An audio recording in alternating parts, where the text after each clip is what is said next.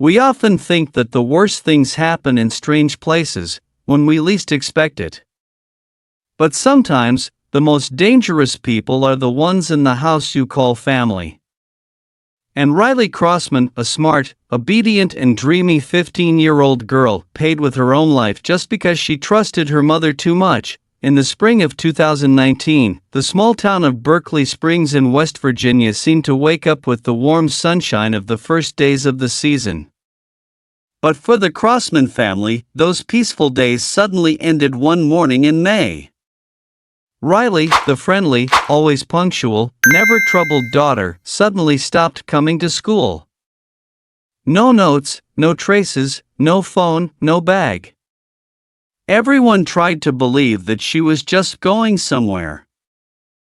But deep down, they knew something was very wrong. Riley Crossman was born on December 22, 2003, in Martinsburg, a quiet town in northeastern West Virginia. She is the middle child of 4 siblings, loves her younger sister Jade, and is close to her older brothers Ryder and Parker. When her parents divorced, Riley and her siblings lived with their mother, Chantel, in Berkeley Springs, about 40 kilometers from their father's house. Everything was fine, until a man named Andy McCauley entered their lives. Andy, her mother's new boyfriend, was a name that made many people in town wary. He had a long criminal record, was addicted to drugs, and had been involved in theft and violence. But because of love. Because of her desire for a complete family, Chantel still let Andy move in with her mother and her children. No one expected that this decision would open the door to tragedy. On the evening of May 7, 2019, Riley was still a normal girl like every other day. She went to school, had dinner with her family, then went upstairs to FaceTime her boyfriend, Hayden. They argued a little because Hayden was going on a school trip, and Riley was jealous because she was afraid he was getting close to other girls. The conversation ended on a sour note, and Hayden went to bed at 10 p.m. But at exactly 11:01 p.m., a text message appeared on his phone: "Andy is in my room. Don't say anything for him to hear." 12 minutes later, Riley's last text message was sent: "I'm scared, honey." Those were the last words the world heard from the little girl. The next morning, when Riley's mother, Chantel, woke up, she was gone. She assumed her daughter wanted to see Hayden before the trip, so she left early. But when afternoon came and Riley still hadn't returned, worry began to build. Called, no answer. Texted, no reply. Searching everywhere, in vain. Riley never left the house unannounced. That was not her nature. Even the little details made her family uneasy: her phone, her glasses, her charger, her wallet, all in her room. Andy, instead of frantically searching for the stepdaughter of the woman he was living with. Together, he fell asleep on the sofa. When asked, he repeated the vague answer: "I don't know, she must have gone somewhere." But things got even more suspicious when the police discovered that Riley had texted friends that she was uncomfortable with Andy. One friend even said that Riley was afraid to come home because of him. The police began questioning. Andy said he left home at 4 a.m. on May 8 to go to work. But phone records showed he was texting a friend at 2:30 a.m. His testimony was inconsistent, constantly changing. He said he went to buy drugs because he was drugged. But his co-workers said Andy had cocaine on him that day. At the construction site, Andy did not work. Instead, he asked for 3 large garbage bags, saying he needed to clean up another project. When he returned a few hours later, his shoes were untied, his clothes were dirty as if he had changed in a hurry in the dark. Traffic cameras captured Andy driving his blue truck through roads that had nothing to do with work, most notably Tuscarora Pike, where Riley's body was later found. 8 days passed, and the town held its breath. Then the day no one wanted to see came. On May 16, a search party found the body of a teenage girl in a black trash bag, dumped at the bottom of a slope along Tuscarora Pike. Her clothes were torn, her t-shirt was pulled up to her neck, her shorts were unbuttoned and unzipped, and her underwear was pulled up unnaturally high, as if someone had put it on her. Next to it was a white powder, later determined to be wall putty, and screws identical to the ones in Andy McCauley's tool bag. Although the body was too badly decomposed to be visually identifiable, investigators knew for sure that it was Riley. And they also knew for sure who had killed her. When Riley Crossman's body was found in black trash bags at the bottom of a deserted slope on Tuscarora Pike, no one had any illusions about a happy ending. But what was even more shocking was that her killer was the man who was supposed to protect her, Andy McCauley, Riley's mother's boyfriend. Since Riley's disappearance, Andy has been evasive. Sometimes he said he slept all night, sometimes he said he woke up early to go to work. But then a 2:30 a.m. text message to a friend suggested he was awake and out on the streets. When questioned, Andy lied that he needed to buy drugs because he had been drugged, a weak excuse since his co-workers confirmed he had the drugs in hand. The police were not fooled. They turned Andy's testimony upside down, tracing his every move. CCTV footage showed Andy driving the truck away from the construction site around the time Riley went missing. And instead of going from home to work, he drove in the opposite direction, taking several deserted roads, including Tuscarora Pike, which is where Riley's body was found. When confronted with the camera footage, Andy told another lie. He said he was just going to buy drugs, and then he was afraid of being caught. But when investigators asked, "Why did it take 4 hours to buy drugs?" he remained silent. By now, the police had plenty of circumstantial evidence. But they needed one final piece of the puzzle: physical evidence. And then, it was Andy's own carelessness that brought him down. Investigators discovered that Riley's body had a strange white powder on it, a type of construction putty that tests showed was used to make walls. Even more disturbing, the screws found at the scene were identical to the ones found in Andy's tool bag and truck. It couldn't have been a coincidence. Additionally, forensic experts examining Riley's bedroom found her saliva and DNA on a pillow, which suggested that Riley had been gagged, possibly with that same pillow. The arrangement of her clothes, a t-shirt pulled up, shorts unbuttoned, underwear pulled up unnaturally, led investigators to suspect a sexual assault. Although the medical examiner could not confirm rape due to the decomposition of the body, the image of Riley's body left a haunting impression. A 15-year-old girl attacked and murdered in her own room. Police began to narrow down the time, from 11 p.m. on May 7 to the early morning of May 8. Riley's text messages to Hayden, "Andy is in my room. I'm scared," were clear evidence that Andy had entered Riley's room while she was awake, unable to let the killer go free. On May 16, just hours after the body was discovered, Andy McCauley was arrested and formally charged with murder. Andy McCauley was more than just Riley's mother's failed boyfriend. He was a drug addict, a maniac, and a violent man. He had been arrested for theft, assault, and drug use multiple times over the course of a decade.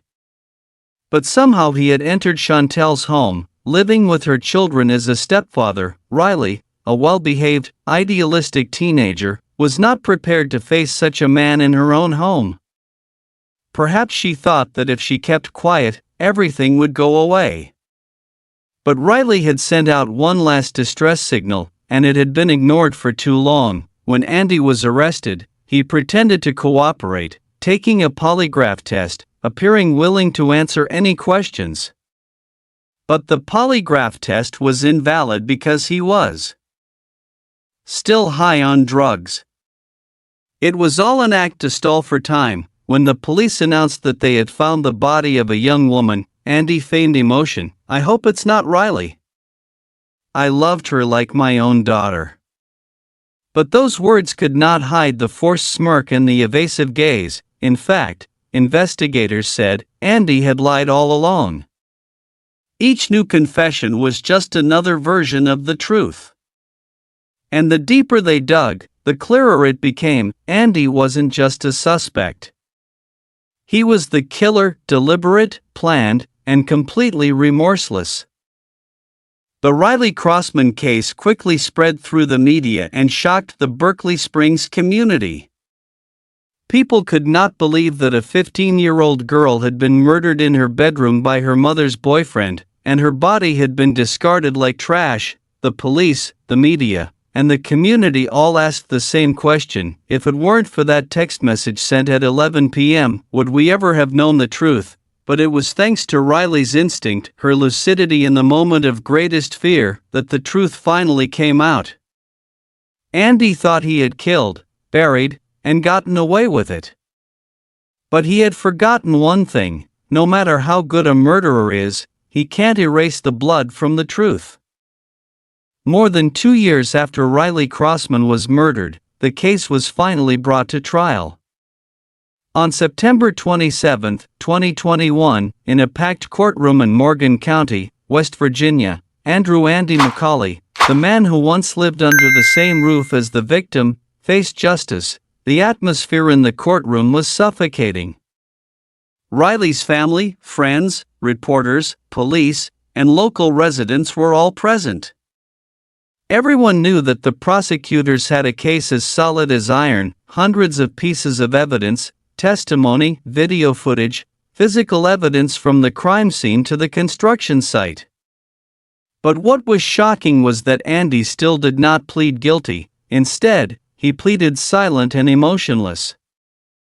He sat in the dock, showing no remorse, no apology, and no admission of guilt. Prosecutor Dan James opened by replaying the entire crime, from the moment Riley sent the distress message to the moment her decomposed body was found.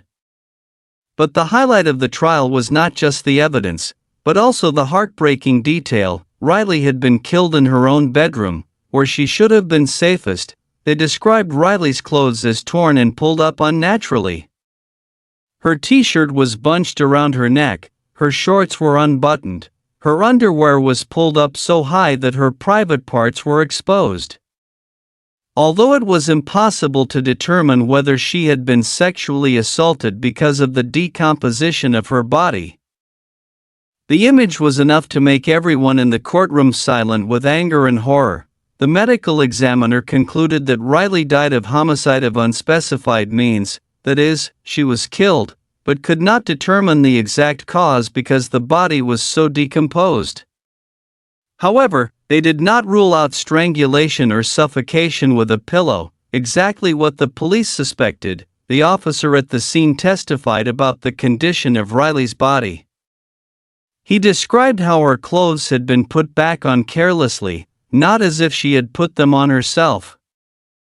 The most heartbreaking detail is that Riley's shoes still have white plaster on them, a material only found at Andy's workplace. The screws around the body also matched the ones found in Andy's tool bag and truck. The key witness was Andy's former boss, Howard Ruark.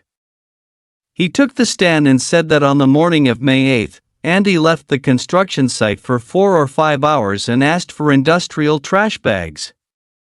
When he returned, he was wearing wrinkled clothes, his shoes were untied, and he had clearly changed clothes in a hurry. And he did not explain where he was going or what he was doing. The police also released surveillance video, showing Andy driving along the route where Riley's body was found. Even though he had said he had not gone there, the pieces of the puzzle were put together, and there was no doubt, Andy McCauley was Riley's killer. In the decision on whether to attach mercy to the sentence, Riley's father, Lance Crossman, took the stand. His voice was shaky but clear. Riley will always be 15. She only has 15 years of life. So how can the person who killed her be considered for parole after 15 years? Is that mercy? Tell me. Where was the mercy when he walked into my daughter's room in the middle of the night? Where was the mercy when he left my daughter's body like trash on the side of the road? No one in the courtroom could keep calm. Some wiped away tears. Some clenched their fists, angry. In the end, it took the jury less than 20 minutes to reach its verdict: first-degree murder, premeditated. Child abuse and murder by a guardian, concealment of a body. They were 100% unanimous in not attaching mercy to the sentence, meaning Andy would never be considered for parole. Never have a chance to redeem himself. He will spend the rest of his life behind bars, with no sunlight, no escape. On November 4, 2021, the judge sentenced him to life in prison without parole. Andy McCauley is currently serving his sentence at the Mount Olive Correctional Complex in West Virginia. He didn't say a word. He didn't apologize. He didn't shed a tear. Riley Crossman wasn't the first victim of domestic violence, but she became a cautionary tale. The case forced the nation to reconsider the truth. Sometimes the danger doesn't come from strangers on the street, but from people in the homes we thought were safe. In the wake of Riley's death, many communities have pushed for initiatives to monitor live-in partners, increase vigilance in schools, and especially encourage children to speak up if they feel unsafe. Riley is no more. But her story will continue to resonate, as a reminder that sometimes, a text message whispered in the middle of the night can be the last cry for help. And the most important clue to the truth. Thank you for following this haunting investigation. Please share Riley's story so we never have to repeat a similar tragedy.